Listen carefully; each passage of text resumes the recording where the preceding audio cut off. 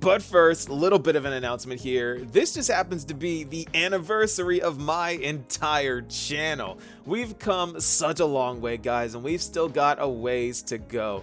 Thank you so much for joining me thus far. We've had a ton of amazing memories already, but like I say at every milestone, let's continue making more memories. Also, looking at my sub count, you guys have the chance to do the funniest thing ever, but I'm not going to tell you what it is. On to the video. In the world of Planarcadia, the rules are not as they seem. Sure, this planet may be nothing like Amphorius, a world where Memoria runs through it on tap, where calculations determine reality. But what we have learned from Amphorius is that we need to restructure the way we think about things each and every time we trailblaze our way to a new world. And in Planarcadia, we learned about wish power and how people like Full Wish manipulate the Phantasy Moon games to generate double the wish power for herself and turn into the most unsettling boss Elio has ever released. But it is through these mechanics that expose the truth behind the villain we now face.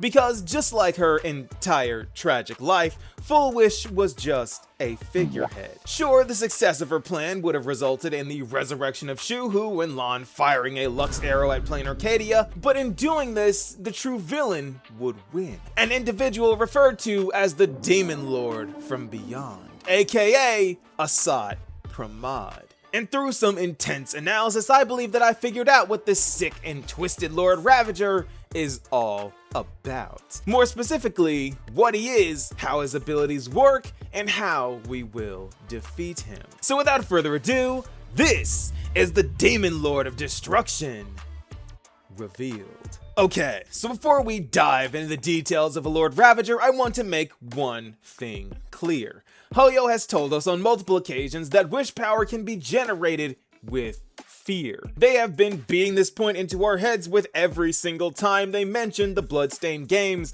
of 15 years ago. But as of right now, we know who is behind it all from the very beginning. Assad Pramad, the Lord Ravager who has made it his mission to destroy the Joy Seeker. Now, I'm sure we are all aware that he is known as the Chess Master and prefers to use his minions to take down worlds instead of destroying them directly. He works in a slow and methodical manner that breaks down his opponents in the most disrespectful and sadistic way possible. He only has one noted feat in the database, and it's the time that he made his Antimatter Legion army push the last remaining forces of the planet he was destroying into a formation spelling out the words, "Destruction is where laughter ends, it is mourning, not celebration." And after destroying worlds, he carves a giant smiley face on the remains of the world. So it turns out I was right, those creepy smiley faces in Graphia Academy are in fact his calling card. And that is all that we know about Assad Pramad. Or so we thought. Because in 4.2 he made his grand entrance, and this teaches us so much. So let's start off with what this guy is. Well, we know that this guy is a regular looking dude with a 20-sided die for a head, which I think proves that this guy is an Imagine from Planarcadia. Let me explain. Or rather, let me show you why I can be so sure. Because this Dovebrook District NPC is the same concept. A normal human body with a suit and an object for a head. But this isn't the only proof of this Emanator of Destruction being from Planarcadia, because his extensive knowledge of how wish power in the Phantasy Moon games work is also a dead giveaway. Because remember, he was the mastermind behind Full Wish, and he's even the one who sent her the mask in the first place all those years ago. Him thinking her crying is funny has to be the most Assad Pramad thing ever. There is no possible way for him to be so knowledgeable about the specific mechanics of Planarcadia if he isn't from this world. But if you still aren't convinced, every Lord Ravager hails from the world that worships the Aeon they wish to destroy. Fantilia's home is the Shanjo because every Heliobus's home is the Shanjo, including the Flint Emperor, and she wants to kill Lan, obviously. Iron Tomb was part of Noose, yet wanted to kill Noose. Zephyro is rumored to be a self-annihilator, yet targets IX.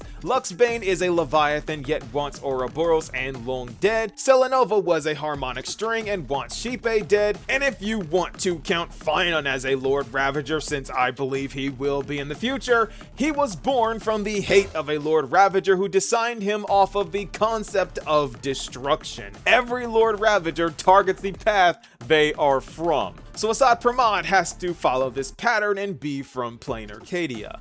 But the question is, who drew him? Well, I have two hypotheses for this. Because he has to be older than Graphia, but come into existence after the Swarm disaster, because that is when Planarcadia was created, according to the Cake God hypothesis, and of course Nanook ascended after the Swarm disaster hit Adlavun. And Nanook has to ascend before Asat Pramod comes into existence, because in order to be an emanator of destruction, Nanook has to be an Aeon. And we know that this guy was responsible for the assault that resulted in Graphia turning Planarcadia into the world of Canvas, so I think it's safe to say that Graphia didn't draw him. So I believe that there are two ways that he came into existence. Either a morning actor drew him, or he is an aberration that possibly also came from the morning actors. I blame this faction only because they count as an Elation faction, only because Aha and the Masked Fools troll them incessantly. Aha literally blesses them and they don't want to be blessed. And every single Masked Fool's mask is stolen from them, and the Fantasy Moon games in general was created out of their pleas to Aha to leave them alone. They clearly do not like Aha, so with so much resentment building up against the Aeon of Elation,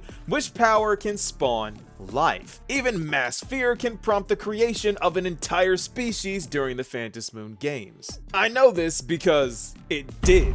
The Orc, or as I call them, the Orch race, because it's spelled with a CH, was created out of humanity's fear of a savage green race of barbarians, and they still exist today. Watch this video if you want the full story on that. But what I mean to say is that the fear or hatred of Aha is what spawned Asat Pramod, because he is everything Aha isn't. He is slow instead of impulsive, methodical instead of thoughtless, dishonest where Aha keeps promises, and hates everything Elation. And he also has some weird obsession with mourning and thinking mourning is funny, but that's beside the point. Thus, even though Planarcadia has magical girls and comic book heroes that come to life during the Fantasy Moon games due to how much people love them, he is the Demon Lord that came to life due to the fear people have, or the fear that the morning actors have. But I guess you were wondering, if this Demon Lord is an aberration imaginae, how does he survive? Most Imaginae can only get but so strong due to their cores not handling it or not having enough wish power to maintain their form. Because we know that the stronger an Imaginae is, the more wish power they need to survive. This is why Sparxie streams so often and takes jobs even though she's on the run from the police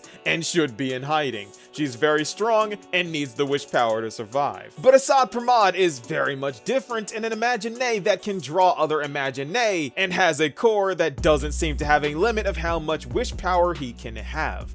And we can thank Nanook for that, because being a Lord Ravager means his natural deficiencies are patched up with antimatter, so odds are this weakness no longer exists. He can take in as much wish power as he can get his hands on, and can draw other Imaginae, meaning that Asat Pramod can reproduce where other Imaginae can't. The idiogenitive here means something born of chance and circumstance. These Imaginae arise from incidental events. That's quite different from progenitive Imaginae, which reproduce by having artists draw their offspring. I hate thinking about it, but that's something he can do. All of these Emoti Imaginae are beings that Asat Pramod drew into existence. But I guess you're wondering, where is Asat Pramod getting this wish power from? Wouldn't he just be weak all the time due to not being on Planarcadia? Now, this is where things get interesting and everything circles back to where I started off. Because as an Imaginae, Asat Pramod would need a lot of wish power to do the things he does. But what is the perfect way for a Lord Ravager to generate wish power? Not through love, attention, or hope, but through fear. Remember my How Himiko Fixed the Express video, This Train is Built on Lies? I said that she patched up the vital parts of the Express with Imagenesis, meaning that the Express runs partially off of wish power. But this works perfectly because the symbol of the Trailblaze is the Express. So when people place their hopes and dreams in the Express, wish power is generated and the Express continues to function. Which is why our heroic journeys continue to fuel the Express. It's fueled by us going to new worlds and also by the hopes and dreams everyone places into us. It all flows into the train because everyone thinks of the train when they think of the Astral Express crew. But what Assad Pramod does is in reverse. He generates fear around the cosmos, and that keeps him strong. His reputation of being the Demon Lord from beyond is what keeps him in the peak of his power. And this makes perfect sense because out of every single Lord Ravager, he is the only one that leaves things behind. Assad Pramod is the only Lord Ravager with a calling card. Fantilia destroys things down to a spiritual level. Iron Tomb wanted to destroy the entire cosmos. Zephyro destroys entire galaxies. Luxbane blows out stars like they're birthday candles. But Assad Pramod has a calling card. He always leaves something behind. He carves a smile into every planet he destroys and leaves it there, marking it with his signature so everyone who sees his work recoils in fear, and that gives him wish power, meaning that every single world he destroys becomes another wish power generator just for him. He wants your fear. This is why he kills slowly. This is why he's methodical and twisted, taunting and demeaning his victims until they are hopeless, because that is what makes him strong. And that brings us to his exchange with Silverwolf, because he does the same thing to her, slowly closing in on her with insults and denigrating her skills and making himself look stronger, even looking down on the likes of Pearl, Evanesia, and Yao Guang. But it didn't work on Silverwolf because she isn't afraid of him. She was ahead of him from the first moment because she figured out that it was him in disguise when he explained the happiness syntax before even being prompted. It was his plan and he was proud of it. But pride comes before the fall because Silverwolf made backups of herself and she was able to defeat him and escape the Dark Zone. So even though he is a strategic mastermind, his plans aren't infallible. Things like Silverwolf having level 999 years before she's supposed to have it can even throw him off his game. And now Silverwolf is fully aware of this. I'm only hearing one thing.